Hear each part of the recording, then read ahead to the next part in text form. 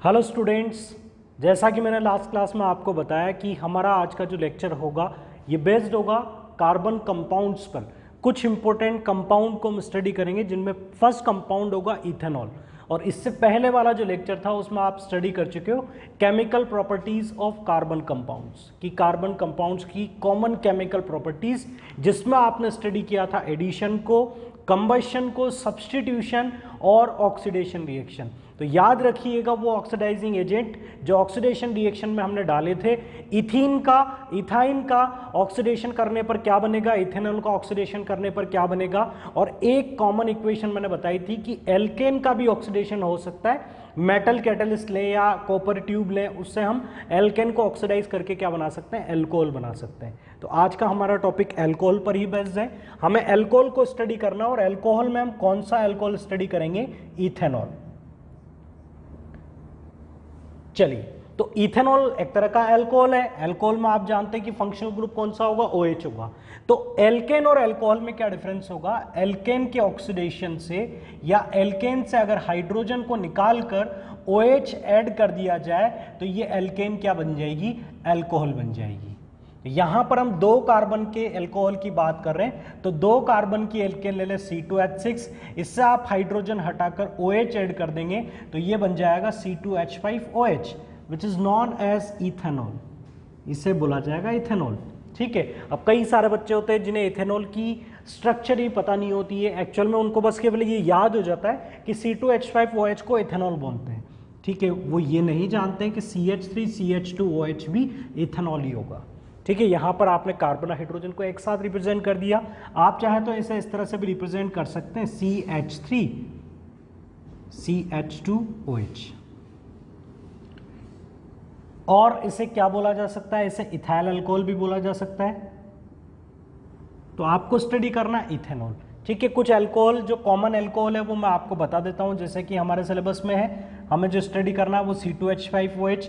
Last lecture में ethene के oxidation से जो अल्कोहल आपने बनाया था उसे बोला था CH2OH which is known as ethylene glycol, जो कि लास्ट लेक्चर में आपने स्टडी किया था। ठीक है, इसके अलावा एक और बच्चा स्पेशल अल्कोहल है जिसमें हम 3 कार्बन की चेन लें और तीनों पर OH ग्रुप लगा दें, CH2OH, CHOH और ये होगा CH2OH। डिफरेंस क्या है, ये इसमें एक OH ग्रुप है, इसमें 2 OH ग्रुप है, और इसमें कितने OH ग्रुप है, 3 OH ग्रुप है। तो इसे मोनोहाइड्रिक बोला जाता है, इसे डाईहाइड्रिक बोला जाता है, इसे ट्राईहाइड्रिक अल्कोहल बोला जाता है। ट्राईहाइड्रिक अल्कोहल का मतलब जिसमें 3 OH ग्रुप होते हैं, 3 OH ग्रुप होते हैं। क्लियर। और इसका कॉमन नेम क्या होगा, इसे बोला जाता है ग्लिसरॉल। ठीक है, ये कंपाउंड या ये स्ट्रक्चर मैंने आपको इसलिए बताइए क्योंकि इथाइलिन ग्लाइकोल तो कल इंट्रोड्यूस हो ही चुका है। इथीन का ऑक्सीडेशन अल्कलाइन केमेनोफोर में करोगे तो इथीन से आपको क्या मिलेगा, इथाइलिन ग्लाइकोल मिलेगा। अब बात करते हैं कि ग्लिसरॉल हमें हमारे चैप्टर में कहां पर देखने को मिलेगा, तो आप वेट कीजिएगा जब हमारा नेक्स्ट टॉपिक होगा सॉप एंड डिटर्जेंट।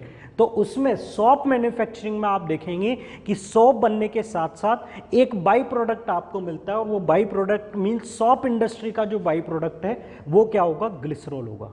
तो साबुन बनाने के लिए जो प्रोसेस फॉलो किया जाता है उस केमिकल रिएक्शन का जो बाई प्रोडक्ट होता है वो ग्लिसरॉल होता है। और ग्लिसरॉल की स्ट्रक्चर बड़ी सिंपल है, 3 कार्बन की चेन और तीनों पर आप लगा दें OH ग्रुप, अल्कोहल ग्रुप। तो ये इथेनॉल है। अब इथेनॉल में हमें क्या क्या स्टडी करना है पहले ये जान लेते हैं। ठीक है, हमारे लेक्चर का कंटेंट क्या क्या रहेगा। तो इथेनॉल को इंट्रोड्यूस तो हम कर चुके हैं कि कंपाउंड कैसा है, इसका नाम क्या है, इसकी स्ट्रक्चर क्या है। अब इसके बाद आपको स्टडी करनी है इसकी फिजिकल प्रॉपर्टीज। फिजिकल प्रॉपर्टीज बोले तो फिजिकल प्रॉपर्टीज का मतलब कि इसका बॉइलिंग पॉइंट कितना होगा, क्या ये इलेक्ट्रिसिटी कंडक्ट करेगा, ठीक है, क्या ये लिटमस पेपर का कलर चेंज कर सकता है, इस टाइप की कुछ फिजिकल प्रॉपर्टीज का डिस्कशन करेंगे। वाटर के साथ कंपेयर करें तो वाटर में क्या ये डिसॉल्व हो जाएगा, इसकी डेंसिटी और वाटर के डिफरेंस में कितना डिफरेंस हो सकता है। ठीक है, दोनों के डेंसिटी में कोई मेजर डिफरेंस है या फिर मींस डेंसिटी में ज़्यादा वेरिएशन नहीं है। तो फिजिकल प्रॉपर्टीज की बात करें, फिर इसके बाद मैं आपसे बात करूंगा केमिकल प्रॉपर्टीज की, मींस अल्कोहल की कुछ कॉमन केमिकल रिएक्शन। और केमिकल प्रॉपर्टीज के बाद हम अल्कोहल के यूजेस और टाइप्स को स्टडी करेंगे। तो पहले फिजिकल प्रॉपर्टीज। फिजिकल प्रॉपर्टीज में फर्स्ट पॉइंट है it is a colourless liquid and have pleasant smell. तो इथेनॉल की जो स्मेल होती है प्लीजेंट स्मेल होती है, ठीक है। दूसरा पॉइंट इसका boiling point, boiling point water से भी कम होता है, 78 डिग्री सेल्सियस होता है, और केल्विन में कन्वर्ट करोगे तो 351 केल्विन होगा, मीन्स आपस में 273 ऐड कर दें तो आपको मिलेगा 351 केल्विन, मीन्स काफी कम इसका बॉइलिंग पॉइंट है, वाटर के कंपैरिजन में कम है, तो आप इसे क्या बोल सकते हैं, एक वोलेटाइल लिक्विड बोल सकते हैं, मीन्स ये आसानी से वेपोराइज हो जाएगा। Clear. Third point, neutral in nature, ठीक है, ना तो ये एसिडिक होता है ना ये बेसिक होता है, ये न्यूट्रल होता है, मीन्स लिटमस पेपर का कलर को ये चेंज नहीं करेगा, अनअफेक्टेड रहेगा इन प्रेजेंस ऑफ इथेनॉल, मतलब इसकी नेचर कैसी है, न्यूट्रल नेचर है, ठीक है। हम ऐसा बोल सकते हैं it is highly soluble in water, water में अच्छे से डिसॉल्व हो जाता है क्योंकि इसमें OH ग्रुप प्रेजेंट होता है और ये वाटर के साथ हाइड्रोजन बॉन्डिंग बना लेता है, जिससे इथेनॉल की सॉल्युबिलिटी वाटर में काफ़ी अच्छी होती है, मीन्स आप काफ़ी कम वाटर में काफ़ी ज़्यादा अमाउंट में इथेनॉल को डिसॉल्व कर सकते हो, आसानी से मिक्स कर सकते हो, ठीक है। ये है सॉल्युबिलिटी का पॉइंट। इसके अलावा ये कंपाउंड कोवेलेंट है या आयोनिक है, तो ये पॉइंट तो आपको क्लियर है, ये कंपाउंड कैसा होगा, कोवेलेंट कंपाउंड होगा, मीन्स इसके अंदर सारी बॉन्डिंग इलेक्ट्रॉन शेयरिंग से, इलेक्ट्रोनेगेटिविटी में डिफरेंस कम है, मीन्स इसका नेचर कैसा होगा, कोवेलेंट नेचर होगा, ऐसे हम कोवेलेंट कंपाउंड बोल सकते हैं। तो ये कुछ सिंपल फिजिकल प्रॉपर्टीज है इथेनॉल की, जिसमें बॉइलिंग पॉइंट आपको लर्न करना पड़ेगा, कई बार बॉइलिंग पॉइंट से लेकर क्वेश्चन पूछ लिया जाता है, बाकी सारी प्रॉपर्टीज सिंपल है। अब बात करते हैं केमिकल प्रॉपर्टीज क्या होंगी इथेनॉल की, तो ये इंपॉर्टेंट पार्ट रहेगा इस टॉपिक का, केमिकल प्रॉपर्टीज, क्योंकि बोर्ड एग्जाम में इन केमिकल प्रॉपर्टीज से ही क्वेश्चन पूछे जाते हैं, या आप कॉम्पिटिटिव एग्जाम में अगर अच्छे लेवल का पेपर अटेम्प्ट करते हैं, जैसे कि स्टेज 2 लेवल का जो पेपर होता है उसमें भी इस टाइप के क्वेश्चन पूछे जाते हैं, केमिकल प्रॉपर्टीज पर बेस्ड।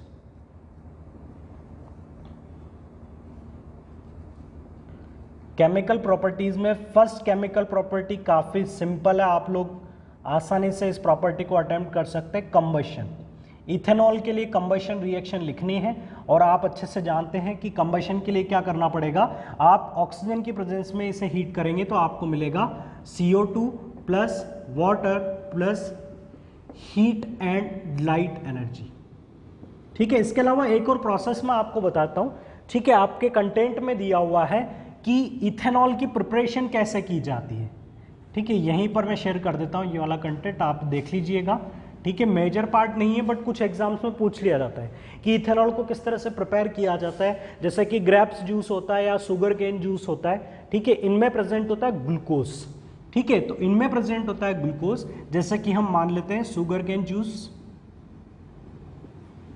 और इसे ब्राउन लिक्विड में कन्वर्ट किया जाता है फर्दर, जिससे बोला था मोलासिस, और इस मोलासिस का फर्मेंटेशन किया जाएगा, मींस जो कैटलिस्ट होते हैं, बायोलॉजिकल कैटलिस्ट जो होते हैं, जैसे कि यीस्ट एंजाइम से जो यीस्ट एंजाइम के कैटलिस्ट जो होंगे वो मोलासिस का फर्मेंटेशन करेंगे, और फर्मेंटेशन से आपको जो प्रोडक्ट मिलेगा वो प्रोडक्ट होगा इथेनॉल प्लस कार्बन डाइऑक्साइड। तो हमें हमारा प्रोडक्ट, रिक्वायर्ड प्रोडक्ट इथेनॉल जो है वो मोलासिस के फर्मेंटेशन से मिल सकता है, और मोलासिस आपको कहाँ से मिलेंगे, ग्लूकोज से, ठीक है। तो शुगर केन जूस में जो ग्लूकोज है उससे आपको मोलासेस मिलेंगे, और उसको उसके फर्मेंटेशन से आप क्या बना सकते हैं, इथेनॉल बना सकते हैं। ये एक सिंपल प्रोसेस आपके NCERT या टेक्स्ट बुक में दिया हुआ है।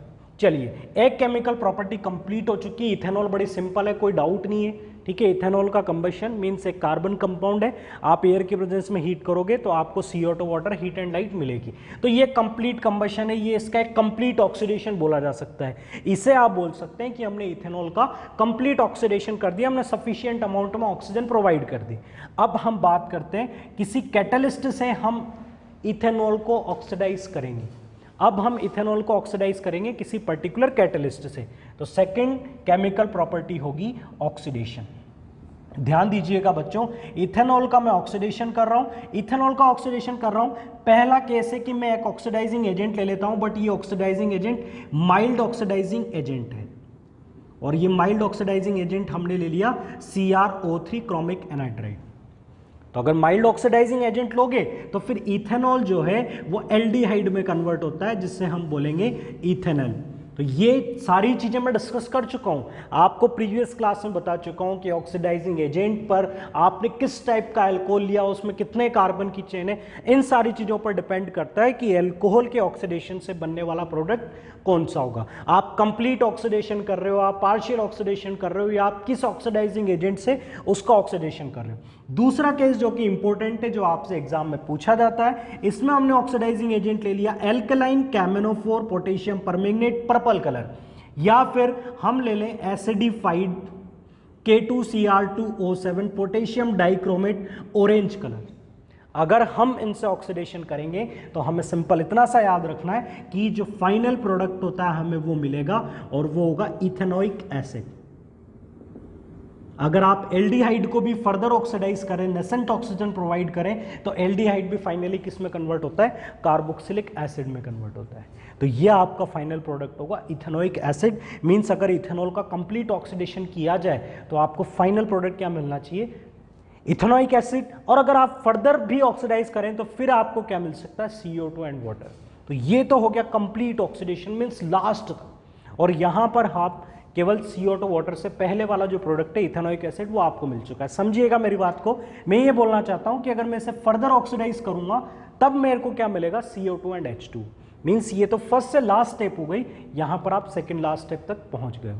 तो ऑक्सीडेशन प्रोसेस है, ज्यादा दिमाग मत लगाइएगा, सब चीजें बाद में आपको पढ़ाई जाएंगी, ठीक है।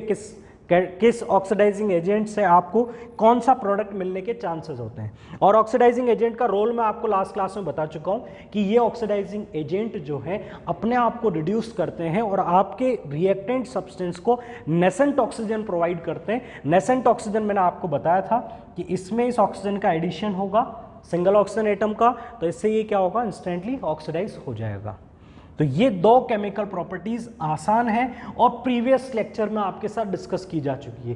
प्रीवियस लेक्चर में ये इक्वेशन भी आपको लिखा चुका हूं और ये इक्वेशन भी लिखा चुका हूं। मींस इन दो केमिकल प्रॉपर्टी का आज हमने रिवीजन किया है। अब बात करते हैं नेक्स्ट केमिकल प्रॉपर्टी इथेनॉल की। नेक्स्ट केमिकल प्रॉपर्टी आसान भी है और इंपॉर्टेंट भी है। थर्ड केमिकल प्रॉपर्टी है बच्चों, रिएक्शन विद सोडियम।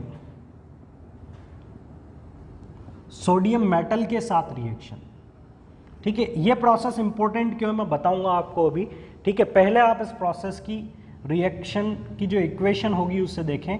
C2H5OH की रिएक्शन हम करवाते हैं सोडियम मेटल के साथ, ठीक है। बहुत ही सिंपल इक्वेशन होगी। यहां पर आपको प्रोडक्ट मिलेगा C2H5ONA, इसे हम बोल सकते हैं सोडियम इथॉक्साइड, ठीक है। सोडियम मेटल का आयन होगा और इथॉक्साइड आयन होगा, तो सोडियम इथॉक्साइड, और साथ में आपको प्रोडक्ट मिलेगा H2 गैस। आप जानते हैं कि हाइड्रोजन गैस जो है ये बर्न होती है, it will burn with pop sound. Means हमारे पास हाइड्रोजन गैस की कैरेक्टरिस्टिक के बेसिस पर हम आइडेंटिफाई कर सकते हैं कि प्रोसेस में रिलीज होने वाली गैस हाइड्रोजन गैस है। कौन कौन सी कैरेक्टरिस्टिक है कि हाइड्रोजन गैस कलरलेस होती है, ऑर्डरलेस होती है, बट ये जब बर्न होती है तो ये पॉप साउंड के साथ बर्न होती है, ठीक है। इसका जो ऑक्सीडेशन किया जाता है, इसे जो जलाया जाता है, मतलब हम इस केमिकल प्रोसेस में गैसियस प्रोडक्ट बनता है। तो कई सारी ऐसी केमिकल रिएक्शन जिनमें गैसियस प्रोडक्ट बनते हैं, तो गैसियस प्रोडक्ट के आइडेंटिफिकेशन से आप अपने सब्सटेंस को डिटेक्ट कर सकते हो। मींस मैं क्या बोल सकता हूं कि इस केमिकल प्रॉपर्टी से आप इथेनॉल की टेस्टिंग कर सकते हो। आप पता लगा सकते हो कि गिवन सैंपल इथेनॉल है या फिर नहीं है। अगर ये गिवन मान लीजिए आपको दे दिया कि ये सैंपल ए है, अब आपको पता करना है कि ये इथेनॉल हो भी सकता है या नहीं हो सकता है। आपको किसी केमिकल प्रोसेस से पता लगाना है, तो आप इसमें सोडियम डाल दें। अगर हाइड्रोजन गैस निकलती है तो चांसेस है कि ये इथेनॉल होगा, बट अगर हाइड्रोजन नहीं बनती है तो हम 100% श्योर हैं कि यहां पर गिवन सैंपल इथेनॉल नहीं होगा। क्लियर? ये केमिकल प्रॉपर्टी बड़ी आसान है। हमने केवल सोडियम को यहां पर बिठा दिया और हाइड्रोजन को इन फॉर्म ऑफ H2 यहां से रिलीज कर दिया। अब नेक्स्ट केमिकल प्रॉपर्टी देखिएगा, ये एडवांस लेवल पर भी आपको स्टडी करने को मिलेगी। नेक्स्ट केमिकल प्रॉपर्टी, ठीक है, काफ़ी डिटेल में आप इसे स्टडी करोगे, पूरी मैकेनिज्म के साथ अलग अलग टाइप के कंपाउंड के केसेस में इसे स्टडी करोगे। नेक्स्ट है heating in presence of concentrated H2SO4। Concentrated sulphuric acid means एक एसिड की प्रेजेंस में आप इथेनॉल को हीट करोगे हाई टेम्परेचर पर, अराउंड 170 डिग्री सेल्सियस पर हम इथेनॉल को हीट करते हैं, ठीक है, गर्म करते हैं कॉन्सेंट्रेटेड सल्फ्यूरिक एसिड की प्रेजेंस में। अब इस केमिकल रिएक्शन में एक्चुअल में क्या होता है, इस केमिकल रिएक्शन की पूरी मैकेनिज्म आप बाद में स्टडी करोगे कि जो H2SO4 है ये गर्म मींस हाई टेम्परेचर पर इथेनॉल के साथ क्या करेगा और इथेनॉल एक नए प्रोडक्ट में कन्वर्ट हो जाएगा। तो इस प्रोसेस की इक्वेशन पहले देख लीजिए कि C2H5OH जो होता है, अगर आप इसे around 170 degree Celsius in presence of concentrated sulphuric acid heat करोगे तो आपको प्रोडक्ट मिल जाएगा CH2 double bond CH2 plus H2। अब इस केमिकल रिएक्शन में आपने क्या देखा, इस केमिकल प्रोसेस में रिमूवल हुआ है ऑफ वाटर, वाटर का रिमूवल हुआ है, वाटर मॉलिक्यूल का रिमूवल हुआ है। इस बेसिस पर इस केमिकल प्रोसेस को बोला जाता है डिहाइड्रेशन रिएक्शन। इसे आप क्या बोलेंगे, डिहाइड्रेशन रिएक्शन। जैसे कि आप डेली लाइफ में भी यूज में लेते हो, आपकी बॉडी से स्वेटिंग होती है तो क्या बोलते हैं कि बॉडी डिहाइड्रेट हो रही है, तो उसी तरह से यहाँ पर से H2O का रिमूवल हुआ तो इस प्रोसेस को बोला जा सकता है डिहाइड्रेशन रिएक्शन। अब डिहाइड्रेशन रिएक्शन की पूरी मैकेनिज्म आप बाद में स्टडी करोगे। कुछ बच्चों ने जिन्होंने कोवेलेंट बॉन्डिंग को अच्छे से स्टडी किया हुआ है वो थोड़ा सा इसमें अच्छा दिमाग लगा सकते हैं कि CH3 CH2OH इस तरह का होगा। वैसे तो एक सिंपल ट्रिक है जिससे हम बच्चों को बता देते हैं कि बेटा यहाँ पर आप ऐसा करें कि H और OH को मिला दें और H और OH को मिलाकर H2O बना दें और जो बॉन्ड बचेगा उसे आपस में मिला दें तो आपको क्या मिल जाएगा, इथीन मिल जाएगा। तो आप इस ट्रिक से प्रोडक्ट बना सकते हो, बट कुछ लिमिटेड केसेस में, सब में आप इस तरह से दिमाग नहीं लगा सकते हो, नहीं तो कंफ्यूज होना स्टार्ट हो जाओगे। ठीक है, अगर हम बात करें कि यहां पर मान लो प्रोपेनॉल हुआ तो क्या करें, प्रोपेनॉल हुआ CH3 CH2 CH2OH हुआ, ठीक है, 3 कार्बन की चेन हुई, प्रोपेनॉल हुआ।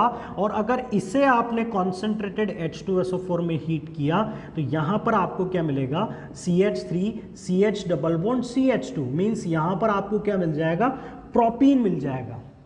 तो ये भी डिहाइड्रेशन है। अब इस डिहाइड्रेशन में भी अगर मैं अपनी ट्रिक लगाता हूं तो यहां पर भी आप अपनी ट्रिक लगा सकते हो। आपकी ट्रिक के अकॉर्डिंग CH2 के साथ OH है और एक हाइड्रोजन आप इसके एडजेसेंट कार्बन का ले लो, एडजेसेंट कार्बन का हाइड्रोजन और OH लोगे तो ये तो बन जाएगा H2O और जो रिमेनिंग मींस दोनों की जो फ्री वैलेंसीज होंगी ये मिलकर यहां पर किसे क्रिएट कर देंगी, डबल बॉन्ड को क्रिएट कर देंगी। तो ये भी बड़ा सिंपल है। चलिए, तो इसकी मैकेनिज्म आप जो स्टडी करोगे उसमें आपको ये बताया जाएगा कि जो एसिड होता है H2SO4 ये अपने पास से कौन सा आयन देगा, H+ ion,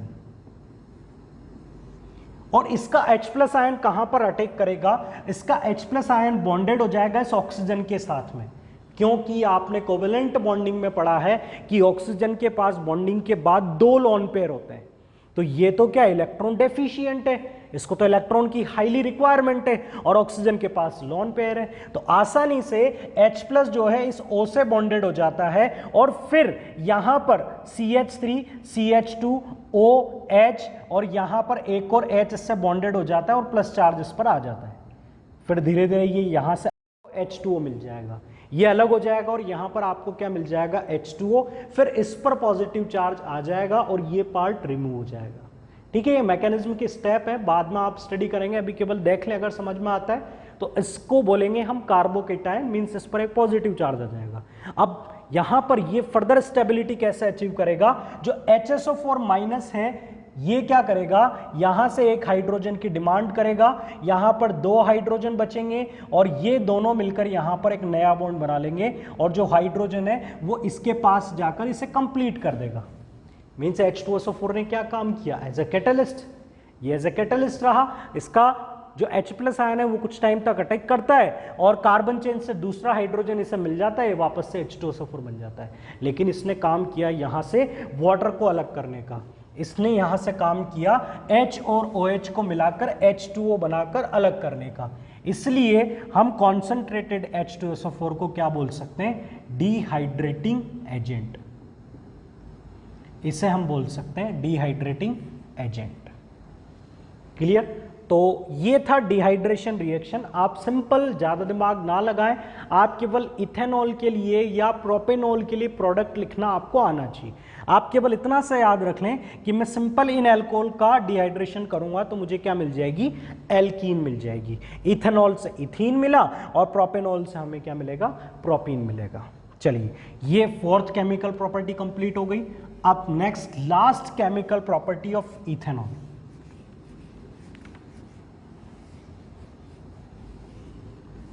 last chemical property भी स्पेशल है। लास्ट केमिकल प्रॉपर्टी है रिएक्शन विथ एसिटिक एसिड, और इसे क्या बोला जाता है, इथेनोइक एसिड भी बोला जाता है। फॉर्मूला क्या होता है इसका, CH3COOH। देखो, आप कौन सा टॉपिक स्टडी कर रहे हो, इथेनॉल। आप कौन सा टॉपिक स्टडी कर रहे हो, इथेनॉल।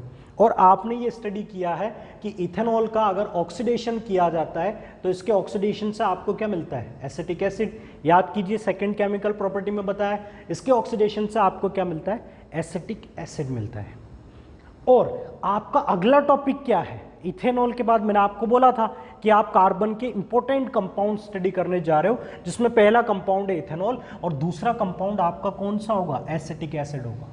मींस ये टॉपिक कंप्लीट होने के बाद हमारा अगला टॉपिक होगा एसिटिक एसिड, और आपको केवल यही तरीका लगाना है। इसी तरीके से आपको याद रखनी है कि हम उस केमिकल प्रॉपर्टी को पढ़ रहे हैं जो हमारे चैप्टर के दो इंपॉर्टेंट कंपाउंड के बीच में हो रही है।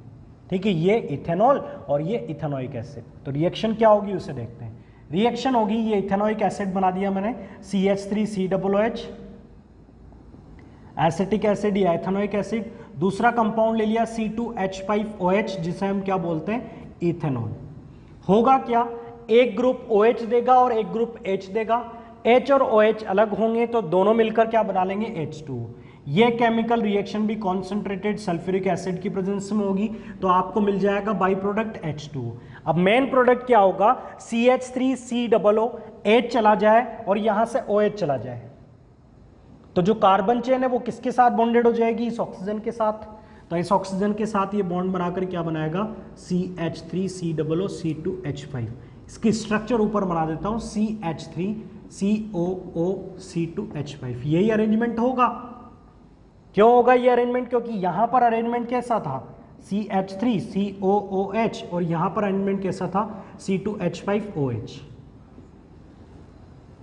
तो अगर यहां से आप OH और H हटाते हैं तो जो रिमेनिंग पार्ट है उसे आप कनेक्ट करेंगे तो ये स्ट्रक्चर बनेगी।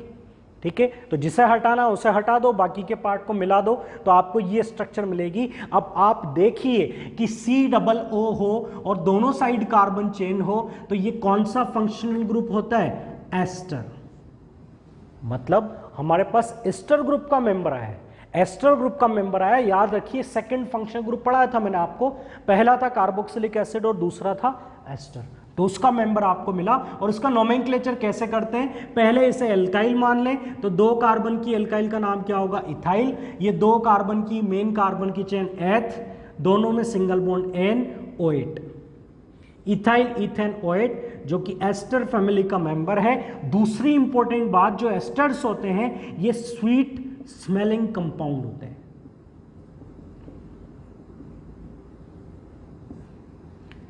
It is used in manufacturing of perfumes, ये परफ्यूम बनाने के काम में आते हैं। तो इस एप्लीकेशन पर आपसे पूछा जा सकता है कि एक कंपाउंड बनेगा जिसकी फ्रूट लाइक स्मेल होगी या जिसमें स्वीट स्मेल होगी, जो परफ्यूम बनाने के काम में आ सकता है। तो उस केमिकल रिएक्शन में वो जो प्रोडक्ट बनेगा, केमिकल रिएक्शन किनके बीच में होगी और इस केमिकल रिएक्शन को क्या नाम दिया जा सकता है। तो जिस केमिकल रिएक्शन में एस्टर का फॉर्मेशन होता है, means here in this chemical process formation of ester will take place. Ester बनेगा, इसलिए इस केमिकल प्रोसेस का नाम होता है बच्चों एस्टरिफिकेशन। इसे बोला जाता है एस्टरिफिकेशन रिएक्शन, इसे बोला जाएगा एस्टरिफिकेशन।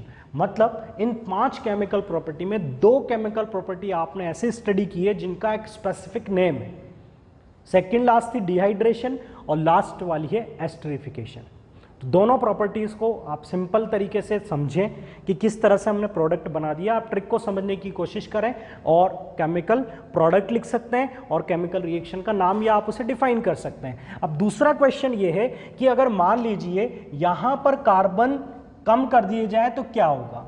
मान लीजिए इधर ले लिया जाए CH3COOH और इस तरफ ले लिया जाए मीथेनॉल CH3OH, तो प्रोडक्ट आपको क्या मिलेगा। अब आपको क्या करना है, CH3COO एज इट इज लिख दो, यहां से उठा लो CH3। पहले आपने किसे उठाया था, C2H5 को, अब किसे उठाना है, CH3 को। तो अब प्रोडक्ट आपको क्या मिलेगा, मिथाइल इथेन ओएट। तो इस एग्जांपल से मैं आपको ये बताना चाहता हूं कि आप रटे नहीं कि एस्टरिफिकेशन में केवल इथाइल इथेन ओएट ही बनेगा। आप पहले यहां पर देखें कि आपको कितने कार्बन का कार्बोक्सिलिक एसिड दिया है और कितने कार्बन का अल्कोहल दिया है।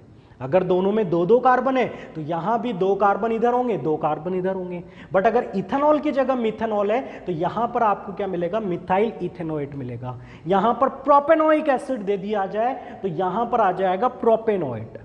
डिपेंड करता है किस टाइप के कार्बोक्सिलिक एसिड को कितने कार्बन वाले अल्कोहल के साथ आप कंबाइन करते हो, ठीक है। और बहुत कॉम्प्लिकेटेड अल्कोहल या एसिड नहीं आएंगे, सिंपल अल्कोहल और एसिड आएंगे आपके पास। चलिए, तो केमिकल प्रॉपर्टीज हो चुकी है कंप्लीट। इथेनॉल की केमिकल प्रॉपर्टीज एक बार समराइज कर लेते हैं कि कौन कौन सी केमिकल प्रॉपर्टी आपने स्टडी की। फर्स्ट केस था जो हमने स्टडी किया वो कंबशन था। सेकंड था oxidation, combustion oxidation. Previous content में भी आप स्टडी कर चुके हो तो उन्हें पढ़ने में ज़्यादा प्रॉब्लम नहीं होगी। सोडियम मेटल के साथ रिएक्शन बड़ी आसान सी रिएक्शन है। हाइड्रोजन को उठाओ, सोडियम को बिठाओ, हाइड्रोजन गैस बनाओ और सोडियम की टेस्टिंग कर लो। अगला था डिहाइड्रेशन। डिहाइड्रेशन मतलब कॉन्सेंट्रेटेड सल्फ्यूरिक एसिड डालो, इथेनॉल को गर्म करो, इथेनॉल क्या बन जाएगा, इथीन बन जाएगा। अगर प्रोपेनॉल हुआ तो फिर हमें अलर्ट रहना है, हमें वहां पर इथीन नहीं लिखना, हमें लिखना है प्रोपीन, ठीक है। अगला था एस्टरिफिकेशन कि अगर कार्बोक्सिलिक एसिड के साथ रिएक्ट करवा दें तो एस्टर बन जाएगा। डिपेंड करता है कि आपने कितने कार्बन का कार्बोक्सिलिक एसिड लिया है। ये थी केमिकल प्रॉपर्टीज। इसके बाद जो अगला टॉपिक है वो आता है अल्कोहल का यूज। अल्कोहल के यूजेस क्या क्या होते हैं, ठीक है। पहला सिंपल सा यूज जो आप बहुत अच्छे से जानते हैं कि इथेनॉल जो है, ये जो अल्कोहल है, ये बियर बनाने में, वाइन बनाने में, विस्की में, सब में प्रेजेंट होता है अलग अलग परसेंटेज में, ठीक है। सब में इसकी अवेलेबिलिटी जो इसकी परसेंटेज होती है वो डिफरेंट डिफरेंट होती है। किसी अल्कोहलिक ड्रिंक में परसेंटेज ऑफ इथेनॉल कम होता है, किसी में ज़्यादा होता है। तो ये एक यूज़ है। इसके अलावा सैनिटाइजर बनाने में इथेनॉल को काम में लिया जाता है, परफ्यूम बनाने में, पेंट्स बनाने में, ठीक है, सॉप इंडस्ट्री में, फाइबर इंडस्ट्री में, कई सारी जगह पर अल्कोहल को काम में लिया जाता है। मींस अल्कोहल की इंडस्ट्रियल लेवल पर बहुत सारे एप्लीकेशंस हैं, बहुत सारे यूजेस हैं। इसके अलावा इसका एक जो इंपॉर्टेंट यूज है वो मैं यहाँ पर शेयर कर देता हूँ आपके साथ, वो है it is used as an anti freezing agent. Anti freeze की फॉर्म में भी काम में लिया जाता है। एंटी फ्रीज का मतलब है कि ये वाटर को फ्रीज होने से बचाता है। फ्रीज होने से मतलब सॉलिडिफाई होने से रोकता है। कैसे, इस चीज को समझिएगा। हम बात करते हैं कोल्ड कंट्रीज की। कोल्ड कंट्रीज में जो व्हीकल्स होते हैं उनमें रेडिएटर की कूलिंग के लिए एज अ कूलेंट अगर H2O डाला जाए, वाटर डाला जाए एज अ कूलेंट, तो आप जानते हैं कि वहां का टेम्परेचर, कोल्ड कंट्रीज का टेम्परेचर काफी कम होता है और उस कम टेम्परेचर पर ये जो H2O है ये आसानी से फ्रीज हो जाएगा, ये आसानी से फ्रीज हो जाएगा। तो हम वहां पर अल्कोहल ना लेकर, अल्कोहल के साथ मिक्स कर, प्योर वाटर ना लेकर उसमें मिक्स कर देते हैं इथेनॉल। वाटर के साथ इथेनॉल मिक्स कर देते हैं, जिससे जो फ्रीजिंग पॉइंट है उसमें कमी आ जाती है, lowering in freezing point.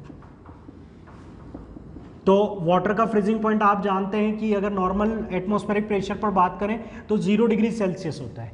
Ethanol मिलाने पर ये जो फ्रीजिंग पॉइंट है ये काफ़ी कम हो जाएगा, माइनस में हो जाएगा और काफ़ी डिक्रीज हो जाएगा। इतना डिक्रीज हो जाएगा कि वहाँ का जो कोल्ड कंट्री का जो टेम्परेचर होगा उस पर ये जो कूलेंट है, ये जो लिक्विड का मिक्सचर है, ये आसानी से फ्रीज नहीं होगा। तो एंटी फ्रीज की फॉर्म में आप इथेनॉल को काम में ले सकते हो। इसके अलावा इथेनॉल का एक और यूज है कि इथेनॉल को एज ए फ्यूल भी काम में ले सकते हैं, क्योंकि कंबशन से केवल ये एक ही प्रोडक्ट देगा आपको, कार्बन डाइऑक्साइड, जो कि थोड़ी हार्मफुल हो सकती है, बट एक एज ए क्लीनर फ्यूल आप C2H5OH को काम में ले सकते हैं। तो ये थे C2H5OH के यूजेस, इथेनॉल के यूजेस, काफी सारे यूजेस है, अच्छे से पढ़ करके जाइएगा।